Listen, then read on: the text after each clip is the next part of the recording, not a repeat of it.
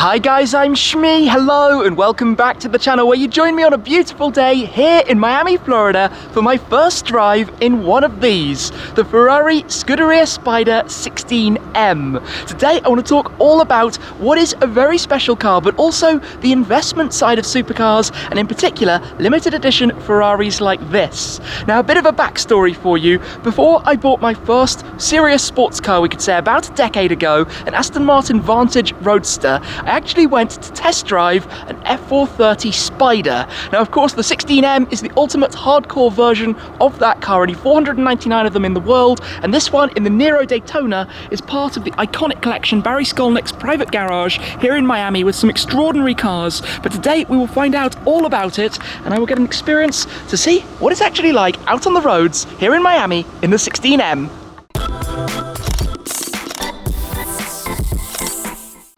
I'm going to start with the name of this car. Effectively, when Ferrari launched the F430, it was the facelifted, updated version of the 360, like we have now with the F8 replacing the 488, which replaced the 458. The F430 then developed into the F430 Spider, but when Ferrari made the more hardcore version, like they had done with the 360, then with the Challenge Stradale, from the F430, confusingly, they went to the 430 Scuderia. When they then went from the 430 Scuderia to the limited convertible version, they chose to call it, and this is what really confuses me, the Scuderia Spider 16M, dropping the 430 from the name in its entirety, and the 16M representing in 2008 their 16th Formula 1 Constructors World Championship title. That was actually the last one that Ferrari won, so maybe that was a bad omen to name the car after that, but with 499 of them in the world, this is truly the definition of a rare and collectible special Ferrari model. You can see back here, the 16 representing the F1 Constructors World Championships, won by Ferrari since their first title back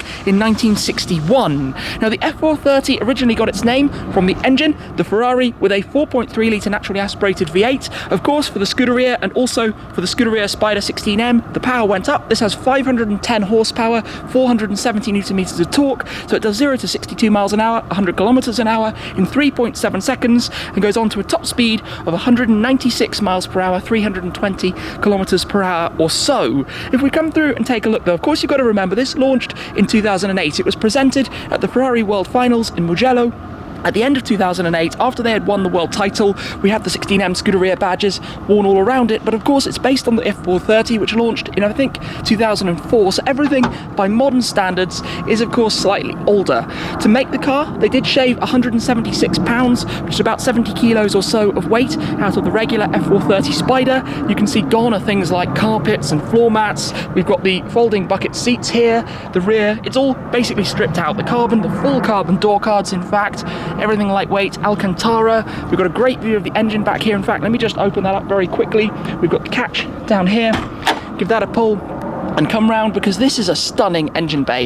You have this specific carbon grille as well for the 16M. Back here, look at that, with all of the carbon fibre, the engine itself, mid-engine, all driven to the rear wheels through the F1, or the second generation of the F1 gearbox, effectively the automated manual. But that is a work of art to behold, to be honest. Ferrari have always done that incredibly well, and were famed for a long time for having their windows, which unfortunately were lost with the 458 when that went into its Spider derivative, no longer having the opportunity to see through, something that I think is being reversed. The SF90 now has a great view over there. But let me take a seat on board this car. We will start it up and take a little listen. We've got a white rev counter here, going up to 10,000. Obviously the red line falls a little bit shy. The key, the old school style Ferrari key, tucks into the slot just there. We turn that, and then let's close the door so we don't get the beep. We've got the engine start button. This was the first generation of having the Manatino for your adjustable driving settings, but foot on the brake, let's take a listen.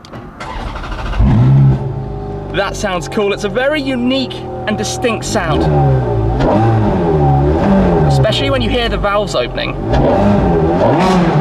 We're going to hear a lot more of that when we've warmed it all up. We've got an extinguisher down there in the passenger seat. Obviously, this is all very analog, very much previous generation, we could say. We've got the carbon fiber shift paddles, early stages of those for a Ferrari. But let's, I think, head straight on out then and go see what this is like. I would be lying if I said that it wasn't vibrating an awful lot in here. You can feel that this is a very, very raw car, exactly what it was intended to be. Now, I don't think I've ever even driven the 430 Scuderia itself, so this is quite an experience for me. We will start with the Manettino in Sport, pull the paddle, and remember, it's not a double clutch. This came before the era of dual clutch transmissions, so this is very much a case of having to fluctuate the throttle pedal in line with the shift as you would effectively in a manual. To go into reverse, you go neutral and then press the button down there to pop it back into reverse. It makes a great sound, and you can hear the mechanical clunk as well of the shift as you go between the gear there. Right, let's head out. As we get moving, as automatic gearboxes go this generation, this is incredibly smooth. The shift times were 60 milliseconds, which at the time was as fast as they could possibly go, but obviously nothing like the seamless integration of a dual clutch gearbox now. But back then, you still had the R8, so the R-tronic, as I owned as well after my Vantage, and the Astons. Mine was the Sport Shift gearbox, which was effectively the same idea as the F1 style that you have in here. But this in automatic is actually doing a nicer job than I would have thought. However, I am going to press the auto button because, to be honest, I want to drive manually so we get a little bit more sound out of it, because this is such a unique engine sound. It is completely visceral and raucous in every way as you start to build up through the revs. I haven't driven an F430, I think. Listen to that. Probably since the time I test drove one, and if you're wondering why I didn't go for it at the time, to be honest, being a Brit, the Aston was just screaming my name. Nowadays, I'd probably go back and go for one of these, because in fact, since then, the Aston that I owned has probably depreciated a good 3/4 of its value, if not more, whereas the 430s are actually selling now for about the price that they were at the time, 10 years ago. And that's one of the craziest things, and even more so if they're the manual 430s, which are of course super, super rare. We're in F1S, which I guess is F1 Sport when you're driving manually. Fortunately, in some shade for a second. Obviously, we've got the convertible roof, which I'll show you guys a little bit later on. I think this is probably before the era of being able to do it while you're driving, so I'm not going to give that a go, although the traffic lights here do seem to take a very long time. But obviously, this is a really limited car, and in the modern world, we're getting used to limited editions where there are actually 2,000 of them and not necessarily numbered or a total run number that's actually given. A car like this is one of 499, they don't have individual numbers, but 499 for a Ferrari model, considering the desirability around the brand and the interest from collectors in keeping these, is a very, very, very small number. And it's the same story with a lot of the Ferraris from a few years ago. Things are starting to change. But when it comes to this, the 599 GTO, these are cars that were on the posters or desired by people, I would say, of my age. So when people of my age start to get further through their careers, and in some cases having the funds to then go and buy these cars, the demand seems to run almost in correlation with that. So I expect we're going to see increased demand for cars like this, which was, I'm not even going to make it through this traffic light. That's how unfortunate that was. There's going to be, in my opinion, more demand for these cars as time goes by, which is why I say that from a supercar perspective, I think this is a pretty safe bet, this kind of car. I'm not sure exactly where the market is right now. It depends and varies around the world. Of course, condition and mileage becomes even more relevant the more of them that are driven out there, and obviously I guess as the more time goes by, some of them are probably no longer out there, but hopefully it won't be too long a wait before we can get on the move and actually drive the car. I'm not going to lie to you, I've never been the biggest fan of the looks of the 430. Oh wow! You can hear how the valves are operating. Imagine this with a mega exhaust system. We've still got the traditional indicators. This was before they moved to being buttons on the steering wheel. That's cool. It's such a distinct tone of the engine. Ferraris often do that.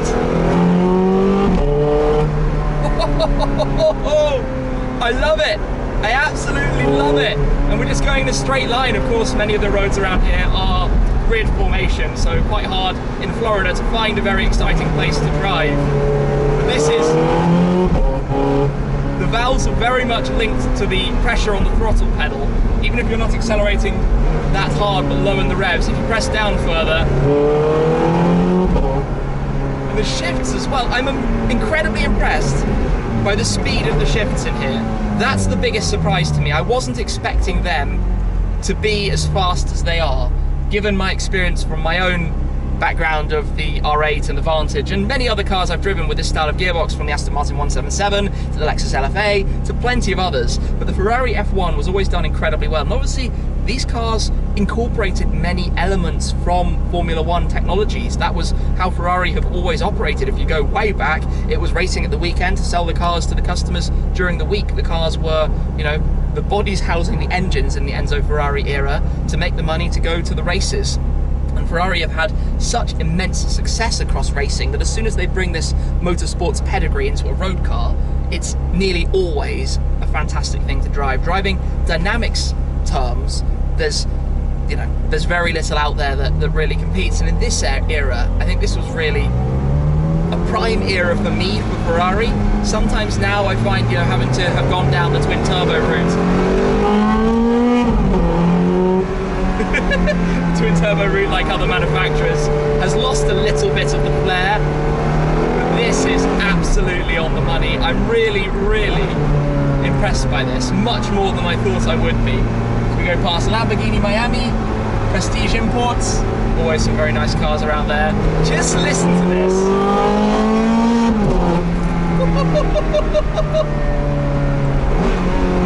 It sounds fantastic.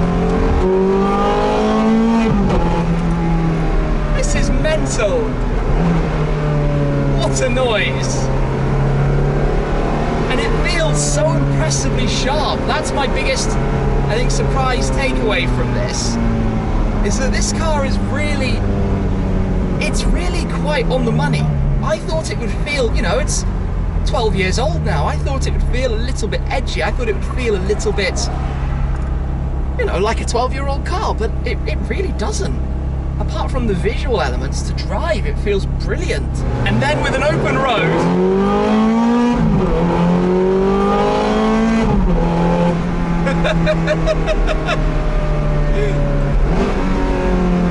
what a feeling! Roof down in Miami in a convertible limited edition hardcore Ferrari. It doesn't get much better. What a way to go for a drive in this car. Yes, I would love to be on a mountain pass or a racetrack, but I'm not complaining. In this environment, this just feels so epic. Yeah, this is good. This is my era. I think we all grow up to admire and respect the cars that were launched at the time we started getting into cars. For me, that was during 2000 to 2010, 2015. Cars like the SLS, cars like this, cars like the 05 Ford GT. And to drive this, I can't believe I've not driven one before, honestly. To be at the wheel of it, I just cannot believe I did not give this a go before now. I've been missing out. So many driving experiences come down to what you were expecting of the car, and that's what I always love, is when you get a pleasant surprise, and when you give this an aggressive shift, that bop it makes and snap as well. I'm not sure how much that will translate onto the camera, but the noise with the exhaust valve opened.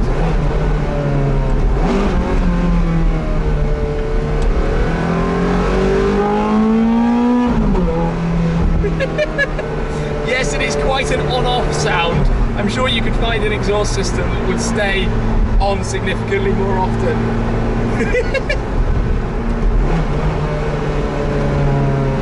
But I'm not complaining. This works for me. Unfortunately, I don't have the time today to head out of Miami to go find some more open roads and have to make do just being here, well, near to downtown, but nonetheless, no regrets at all to have driven this car, because yes, it has its foibles. The gearbox isn't as fast as a dual clutch. It vibrates and shakes a whole lot. That gives you, I think for me, more sensation of a driving experience than the perfection that comes from something that doesn't do that. And everything is slightly older, yeah, sure, but to be honest, when you're driving this car, who cares? The roof is down, the V8 is tremendous. Ferraris have always been about the engines, and this was a brilliant engine as well. Obviously now they had to move the V8s to the twin turbo era.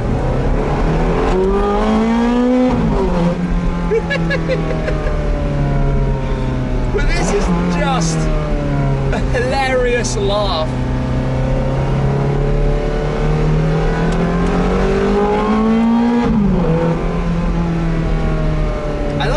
much more than I thought I would. Much, much more. Well, here we are then, back at base after that drive.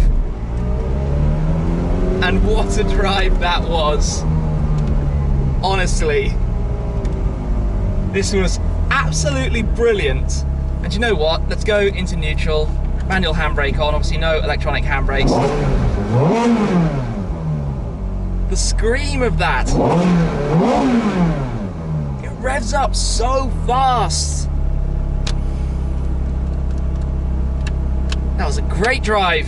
Being back here at Ikonick then, it would be wrong not to show you a little bit more around the car. Of course, the steering wheel definitely looks a generation or two older than the new wheels that we see in the likes of the SF90 Stradale and also in the Roma with their touchpads, the curved digital display that would have sat behind. Here we've got the analog gauges, that large white rev counter, speedometer over to the right, the fuel meter down in the bottom right. Obviously we've got the different settings. I didn't actually go up through the different modes, just taking it easy. First little drive, race would sharpen things a touch, everything would get slightly noisier as a result. The shift's even faster. Then you've got CT, which is basically where things start to get turned off, or you can go completely off if you hold that to the right in that way. So the other way, you have the wet driving mode. But sport mode or race mode, obviously the ideal settings for driving out on the road. We've got a lot of air conditioning vents all around, various different plaques. The one up here, there's another one over there with the Ferrari F1 car, the F1 logo here with the gearbox, the flags down there, and here we've got the toggles for the roof. Now let me give you a quick demonstration